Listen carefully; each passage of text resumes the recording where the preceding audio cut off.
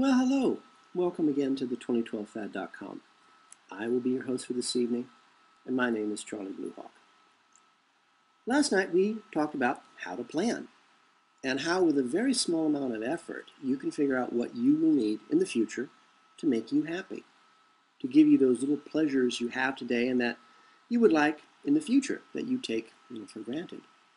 Things like cigarettes, coffee, sugar, ham, chocolate, steak, leather clothes, woolen socks, a good book, a light to read by, music, movies, and, good friends, good lovers to live for.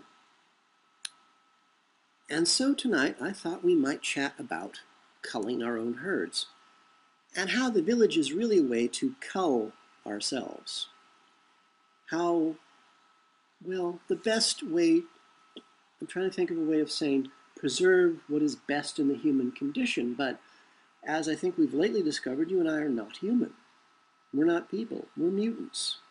We're the 2% that are not human beings, because apparently human beings require the threat of immediate violence to behave well. And I'm hoping that you and I don't require that. So I cannot say to preserve what is best in the human condition, because by definition, you and I are not human. We're mutants. And I'm hoping that the village will be our way of turning our back on what our masters want us to be. Cattle.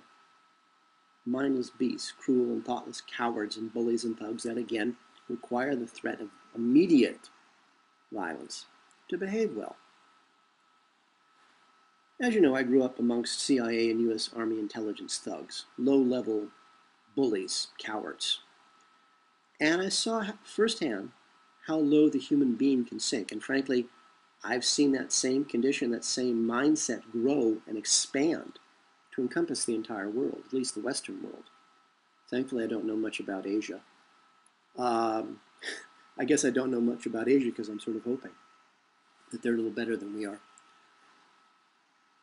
I just don't see a choice. We need the village. We need it now. Whether you believe in the dead brown dwarf star that's about to flip this world end for end as part of the natural cycle of life, whether it's the next ice age that's already started, whether it's the endless wars, and we're now in another one. The Black Messiah has now got us at war with Libya.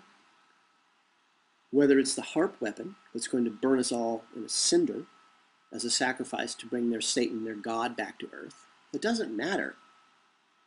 It's time to run and hide. We won't even get into what the radiation from Japan is going to do.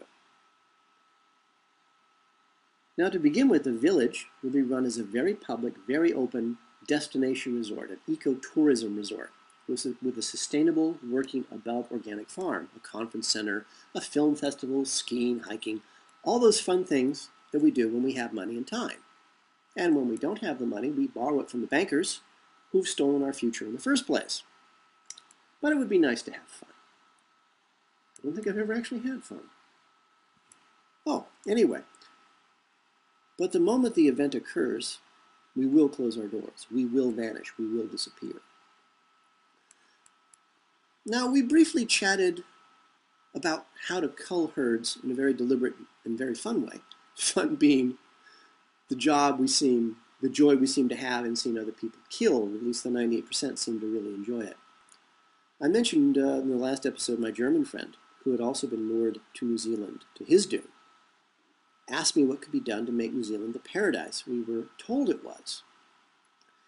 And I had several thoughts. One of them was financial. We could go in, we could buy interest in several of the major corporations, at least enough controlling interest, and set a moral example. And of course that was financially impossible and just frankly stupid. And my other only thought was an army would have to come in, the Chinese army, since New Zealand falls under the Chinese sphere of influence, and there's lots of Chinese investment in New Zealand. For example, a Hong Kong company owns New Zealand's electrical infrastructure. I mean, what fool sells his spine to a foreigner? Without electricity, which is the spine of any country, you're doomed. So anyway, an army would have to invade New Zealand, take control. They'd have to invade, they'd have to seize control of the government, nationalize the corporations, and then investigate, put on trial, and then publicly execute those responsible for the current state of affairs in the country. I don't think the Chinese are going to bother, frankly, because it's not, again, financially a viable solution, because I'm sure there's many Chinese companies there writing off their losses in New Zealand so they can offset their capital gains and their real investments. But the other day, you and I were chatting about violence equals civilization, and how the 98%, the cattle, require the immediate threat of violence in order to behave like, well, people. That's why I begin to refer to you and I as mutants. We don't seem, I hope, to need the immediate threat of violence to behave like human beings, behave what human beings should be. So I'm hoping you and I fall into that category. And I mentioned the freeway shootings back in Hollywood many years ago, and I remember that time with great fondness, because all of a sudden Hollywood was calm. It was peaceful. There were good manners that suddenly appeared in Hollywood, because people were afraid of being shot dead in their cars when they behaved normally, badly, being themselves. And how suddenly, just for a very, very brief moment in time, Los Angeles was a nice place to live. So for me, the freeway shootings didn't last nearly long enough. And of course, the impression was over as soon as people were stopped being shot. People were terrified into behaving more. Amazing.